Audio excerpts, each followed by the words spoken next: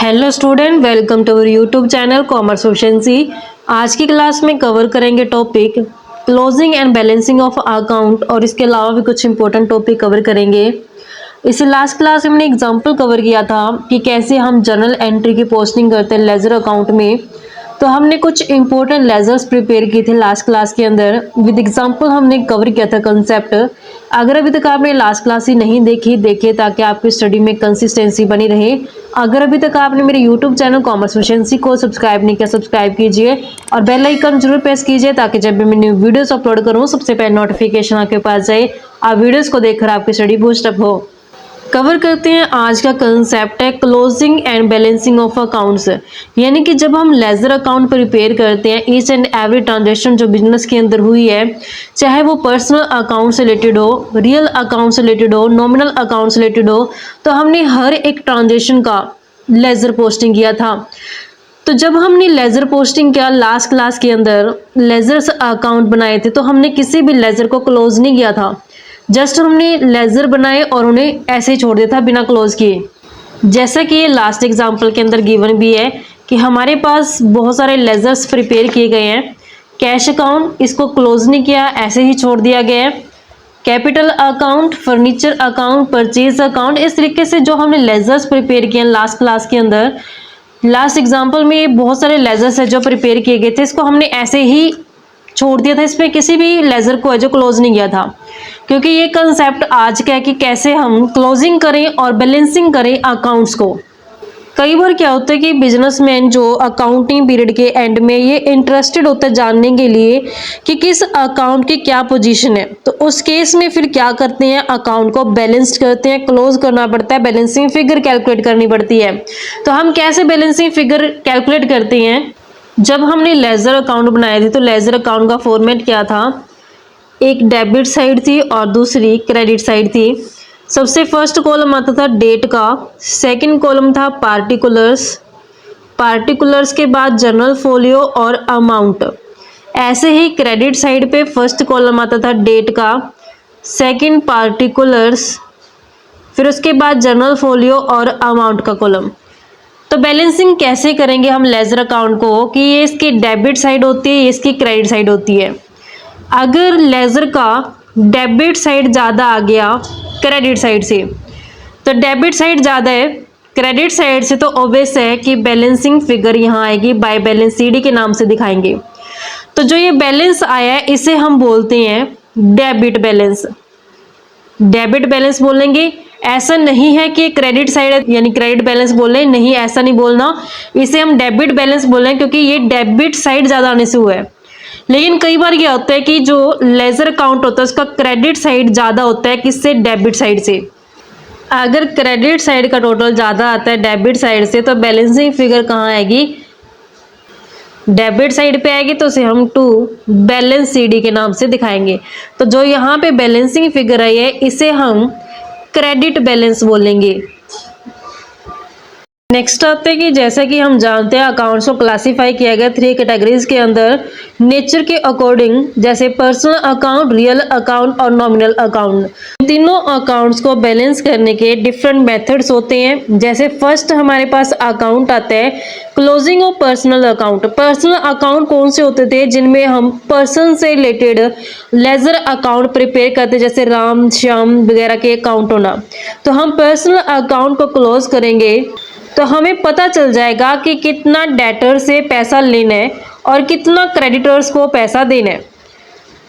जब हम personal account के लेजर को क्लोज करेंगे तो पर्सनल अकाउंट का जो लेजर होता है उसमें अब सबसे पहले डेबिट साइड पे कॉलम आता है डेट का, सेकंड आता है पार्टिकुलर्स का, फिर जनरल फोलियो और देन अमाउंट का। ऐसे क्रेडिट साइड पे डेट का कॉलम, पार्टिकुलर्स का कॉलम, जनरल फोलियो और अमाउंट का कॉलम आता है। 2 साइड होती है हर एक लेजर की।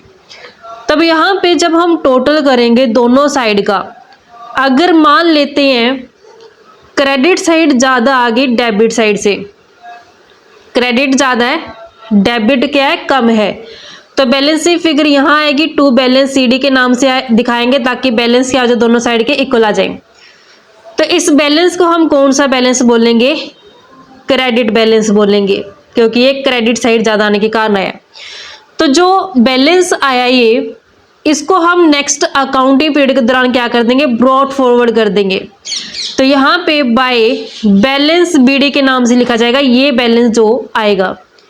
लेकिन कई बार क्या होता है कि जो बैलेंस होता है डेबिट साइड का वो ज़्यादा आ जाता है as compare to credit side के। तो जब डेबिट साइड का बैलेंस ज़्यादा आ गया, क्रेडिट साइड का कम आ गया, तो इक्वल करने के लिए क्या करेंगे, यहाँ पे क्लोजिंग बैलेंस को निकालेंगे। तो इस बैलेंस को कौन सा बैलेंस बोलते हैं, डेबिट बैलेंस बोलते हैं, क्योंकि ये डेबिट साइड ज़्यादा आने के कारण है। तो जब क्लोजिंग बैलेंस यहाँ आया है तो इसको हम नेक्स्ट अकाउंटिंग पीरियड में क्या कर देंगे, ब्रॉट फॉरवर्ड कर देंगे टू बैलेंस बीडी के नाम से दिखा देंगे। जैसे हमने लास्ट क्लास के अंदर एग्जाम्पल कवर किया था, उसमें लेजर्स बनाए गए थे। तो पर्सनल अकाउंट के अंदर लेजर आएगा कैपिटल अकाउंट का। तो जब हम कैपिटल अकाउंट का बैलेंस कैलकुलेट करेंगे तो कैसे कैलकुलेट करेंगे, यहाँ पे 1 अप्रैल 2023 को 2 लाख दिखाया गया, यानी कि हमने सिर्फ यहीं पे छोड़ दिया था, इसको क्लोज नहीं किया था। कैपिटल अकाउंट को बाय कैश अकाउंट के नाम से 2 लाख छोड़ देते हैं यहीं पे। तो जब हम इसको क्लोज करेंगे तो बैलेंसिंग फिगर कहाँ आएगी, डेबिट साइड पे आएगी। तो बैलेंस सीडी के नाम से दिखा देंगे 2 लाख, ताकि दोनों साइड का क्या आ जाए, इक्वल, टोटल इक्वल आ जाए। तो जो ये हमारे पास क्लोजिंग बैलेंस आया ना, इसको ब्रॉट फॉरवर्ड कर दिया जाता है नेक्स्ट अकाउंटिंग पीरियड में। अप्रैल के बाद क्या आया, मई आया, तो 1 मई को टू बैलेंस बीडी के नाम से दिखा दिया। ऐसे नेक्स्ट पर्सनल अकाउंट के अंदर आता है विशाल ट्रेडिंग कंपनी। विशाल ट्रेडिंग कंपनी में क्या था कि हमने इसको क्लोज नहीं किया था, सिर्फ यहीं तक छोड़ देता है, ऐसे ही डेबिट साइड और क्रेडिट साइड पे दिखा करके जितनी भी जर्नल एंट्री थी वो पोस्ट कर दी थी। तो जब हम इसे क्लोज करेंगे विशाल ट्रेडिंग कंपनी को, तो इसकी जो दोनों साइड की टोटल है वो इक्वल आ रही है। डेबिट साइड का भी 25,000, क्रेडिट साइड का भी 25,000। तो यहाँ पे कोई बैलेंसिंग फिगर नहीं आई है, तो कोई प्रॉब्लम नहीं है इसमें। नेक्स्ट आते हैं मोहन गारमेंट का। मोहन गारमेंट का जो लेजर बनाया गया था, तो उसमें जो बैलेंसिंग फिगर आएगी हमारी वो डेबिट साइड पे आ रही है, क्योंकि यहाँ पे क्रेडिट साइड का टोटल क्या ज्यादा है। जैसे यहाँ पे क्लोजिंग बैलेंस आया, टू बैलेंस सीडी के नाम से दिखा दिया। यही बैलेंस 1 मई को क्या करते हैं, ब्रॉट डाउन कर दिया, ओपनिंग बैलेंस बन गया। नेक्स्ट पर्सनल अकाउंट आया हीरो लिमिटेड का, तो इसका क्लोजिंग बैलेंस यहाँ पे है, नेक्स्ट इसको फॉरवर्ड कर देंगे। ऐसे ड्राइंग अकाउंट को क्लोज कर देंगे, क्लोजिंग बैलेंस, फिर इसको ब्रॉट फॉरवर्ड कर दिया। ऐसे पवन ब्रदर्स को क्लोजिंग बैलेंस और इसको ब्रॉट फॉरवर्ड कर दिया। तो ये सिंपल होते हैं कि जहां भी बैलेंसिंग फिगर आते हैं, चाहे debit side credit side I, और उसको नेक्स्ट अकाउंटिंग पीरियड के दौरान ब्रॉट डाउन कर दिया तो ओपनिंग बैलेंस हो जाता है। नेक्स्ट आता है रियल अकाउंट को कैसे क्लोज किया जाता है। रियल अकाउंट के अंदर उन्हें शामिल किया जाता है जिनको हम देख सकते हैं, छू सकते हैं, जैसे कि machinery, building, land, furniture, investment etcetera, ये सब रियल अकाउंट के अंदर आती हैं। जो मेथड रहेगा क्लोज करने का कैश अकाउंट को, और जितनी भी अदर असेट है वो सेम तरीका रहेगा पर्सनल अकाउंट को, जैसे हम क्लोज करके आए हैं। जब हम इन्हें बैलेंस करेंगे तो हमेशा इनका क्या आएगा, डेबिट बैलेंस आएगा। रियल अकाउंट में हम कैश अकाउंट को क्लोज करते हैं, तो कैश अकाउंट में बैलेंसिंग फिगर कहाँ है, क्रेडिट साइड पे ही है। ये जो बैलेंस है इसे हम डेबिट बैलेंस बोलते हैं, क्योंकि जब डेबिट साइड का टोटल ज़्यादा आया होगा as compare to credit side, तभी बैलेंसिंग फिगर कहाँ है, क्रेडिट साइड आई है, तो इस बैलेंस को हम डेबिट बैलेंस बोलते हैं। तो नेक्स्ट इसको ब्रॉट डाउन कर दिया है। फर्नीचर अकाउंट, इसका बैलेंस भी कौन सा है, डेबिट बैलेंस है। क्यों, क्योंकि जब डेबिट साइड ज़्यादा आया होगा क्रेडिट साइड से, तभी तो क्रेडिट साइड पे बैलेंसिंग फिगर आई है। लेकिन इसे हम क्या बोलते हैं, डेबिट बैलेंस बोलते हैं, क्योंकि डेबिट साइड के टोटल ज़्यादा आने से हुआ है। नेक्स्ट इसको भी ब्रॉट डाउन कर देंगे। तो जो ये रियल अकाउंट है ना, ये जो नेक्स्ट क्लास के अंदर एग्जाम्पल कवर किया था, इनके लेजर से लिए गए हैं। उसके बाद आता है थर्ड टाइप नॉमिनल अकाउंट का। नॉमिनल अकाउंट के अंदर इंक्लूड किया जाता है एक्सपेंसेस और इनकम को।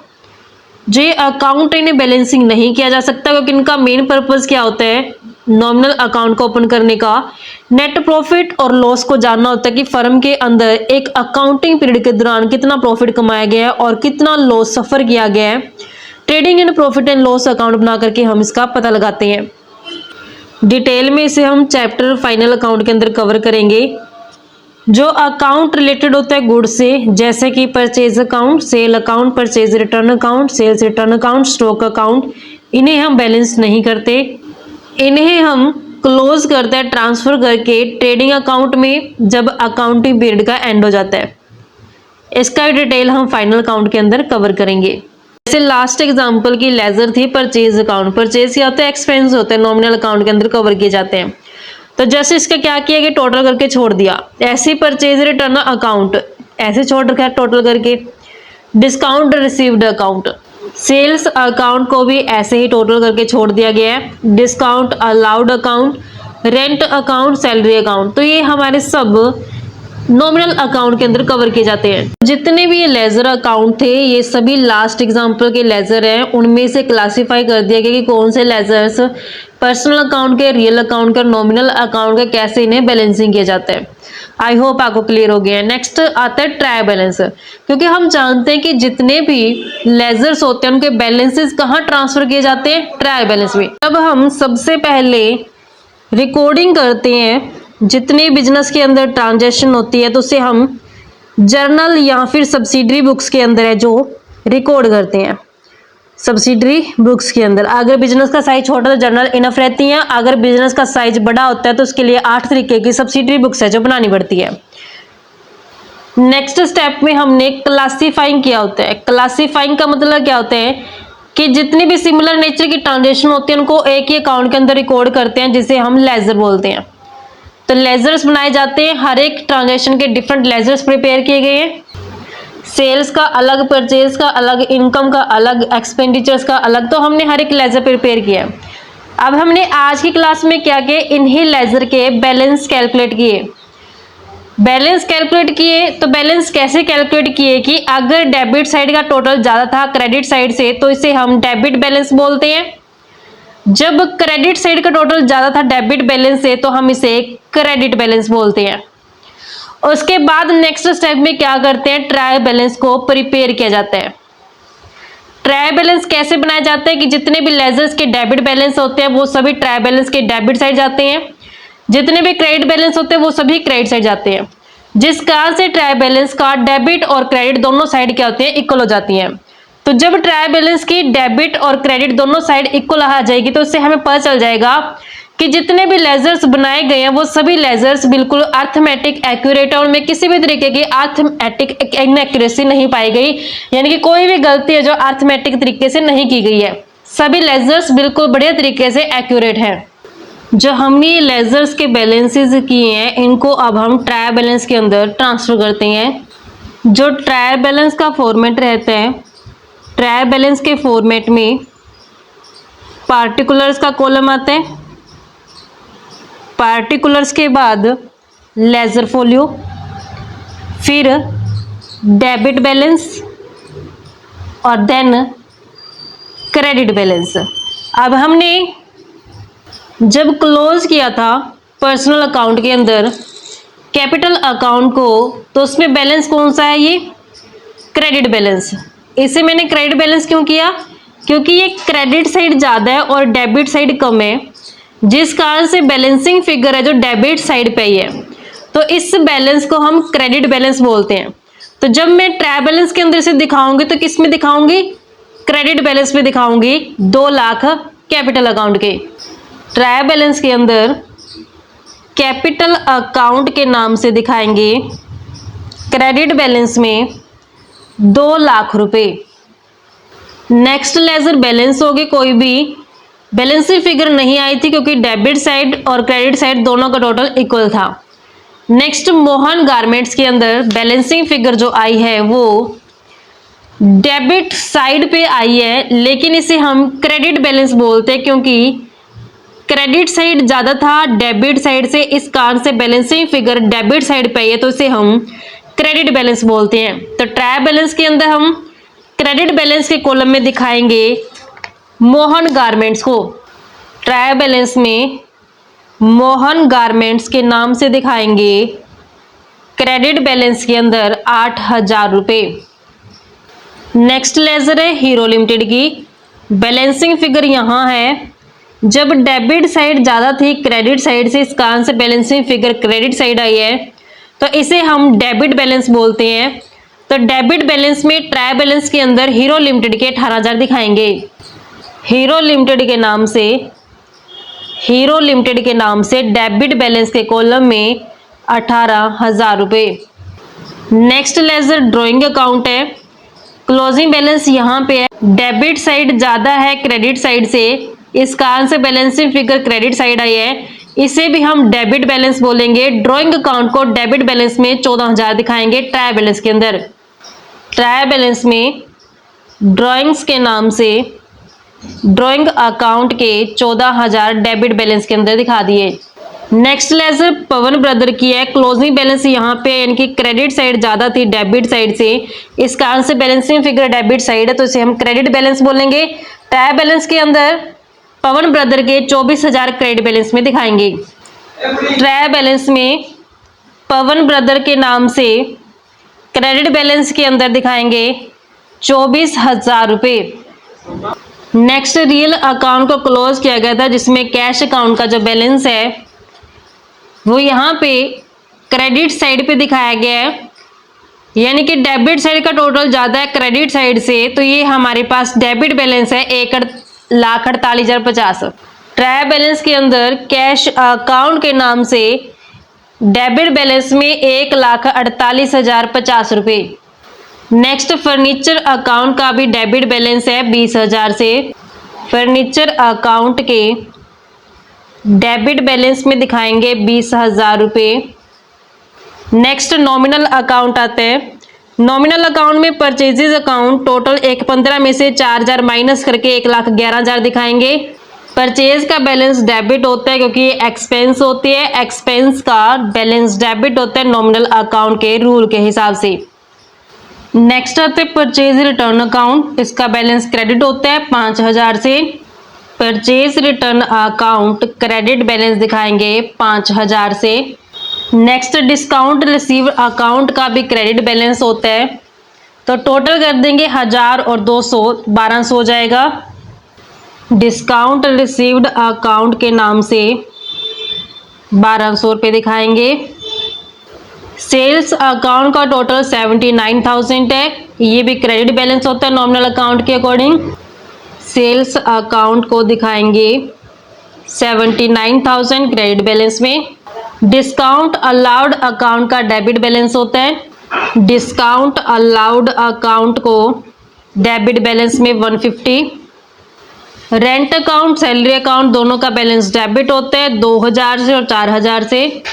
रेंट अकाउंट का बैलेंस है 2,000 और सैलरीज अकाउंट का बैलेंस है 4,000। तो सभी लेजर की पोस्टिंग हो चुकी है। टोटल करते हैं डेबिट बैलेंस 3,200 बनते हैं और क्रेडिट बैलेंस भी 3,200 बनते हैं। तो डेबिट और क्रेडिट बैलेंस ट्रायल बैलेंस का टैली हो चुके हैं, मतलब कि जितने भी लेजर अकाउंट बनाए गए वो सभी के सभी अर्थमेटिक एक्यूरेट हैं, उनमें किसी भी तरीके की अर्थमेटिक इनएक्यूरेसी नहीं पाई गई है। तो इस तरीके से बच्चों हमारे पास एक कंसेप्ट बनता था कि कैसे हम बैलेंसिंग करते हैं लेजर को और कैसे हम ट्रायल बैलेंस के अंदर उसे दिखाते हैं। इस तरीके से हमारे पास एक कंसेप्ट आई होप आपको क्लियर हो गया है। नेक्स्ट क्लास में कवर करेंगे नया कंसेप्ट। ऐसी रेगुलर क्लासेस के लिए आप मेरे यूट्यूब चैनल कॉमर्स प्रोफिशिएंसी को सब्सक्राइब, लाइक और शेयर करें। बेल आइकन जरूर प्रेस करें ताकि जब भी मैं वीडियोस अपलोड करूं सबसे पहले नोटिफिकेशन के पास जाए, आप वीडियोस को देखकर आपकी स्टडी बूस्ट अप हो।